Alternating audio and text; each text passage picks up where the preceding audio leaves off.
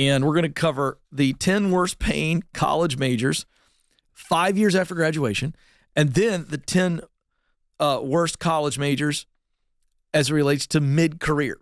So we're just going to kind of follow this progression. College majors that pay the least right after college. And so these are the top 10, okay? And this is from the New York Federal Reserve, did this analysis by analyzing median salaries 5 years after graduation. So here we go. Number one on the least pay is theology and religion. Now, this would be an example, several of these, you see the list there, where just a 4-year degree is going to stick you in this pay scale.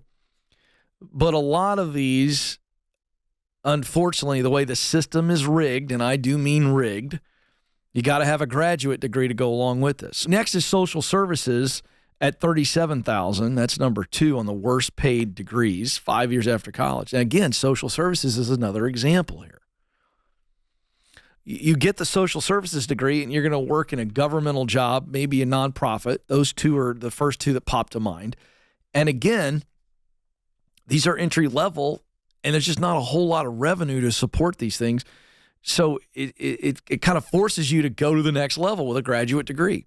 Family and consumer sciences, $37,000, same bucket. Psychology, $37,400.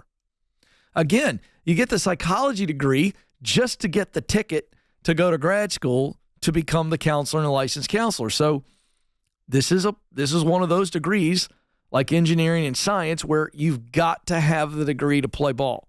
And I've said before, when society dictates that the degree is the only way or the best way, you got to play. Next, leisure and hospitality, $38,000. So here's my point. Why in the world would you go get a degree for leisure and hospitality? I'd rather you skip the 4 years and the student loans. And quite frankly, if you can pay cash for a leisure and hospitality degree, I wouldn't do it. Go start waiting tables and then part-time manager your way up the ladder. That's what I did in college. Alex, I was a manager of a restaurant at the Hilton in Norfolk, Virginia. 4 nights a week, and the other 2 nights a week, this is during the summer, I did room service. I was learning a lot about the leisure and hospitality business, and the fact of the matter is, had I decided to stay in that role and do a good job, I could have worked in my way into management, folks. This is the truth. Why would you go spend 4 years, listen to me, folks, 4 years, and let's just say the tuition is, this is just based on averages.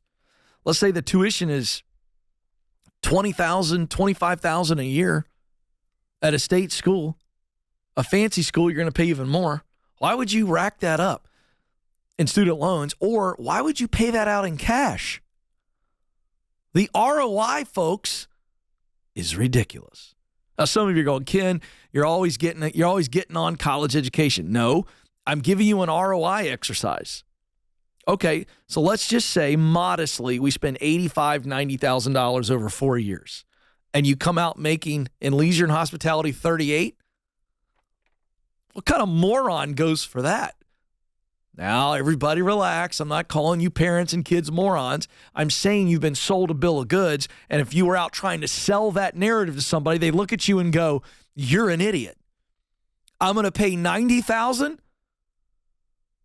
to make $38,000."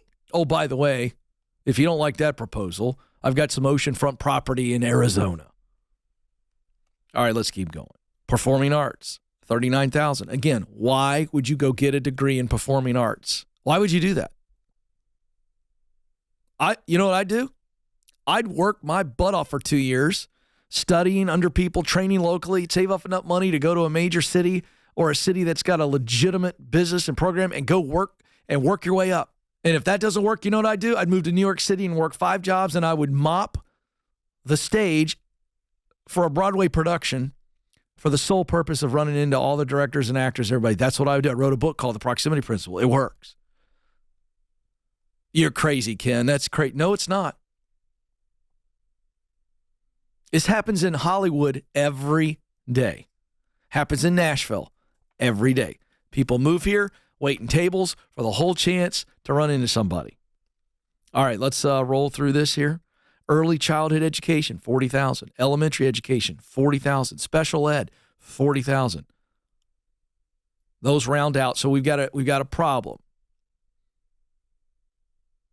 Our American leadership in Congress and in the White House, they're all guilty because they're up there playing stupid political games with each other, lining their pockets, preserving their legacy,